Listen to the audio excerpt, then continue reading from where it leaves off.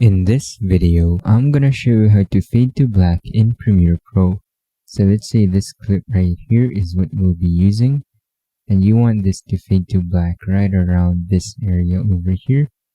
The first thing that you gotta do is make sure that you're on Window, Workspaces, and All Panels. Now that you're in Workspaces and All Panels, you'll need to navigate around here, around the left side. Let's just make this a bit bigger and click on the arrow key and go to Effect Controls. Now that you're in Effect Controls, you'll see over here around Opacity area. Just click on the Opacity, and let's say you want to click on this Time Toggle animation over here.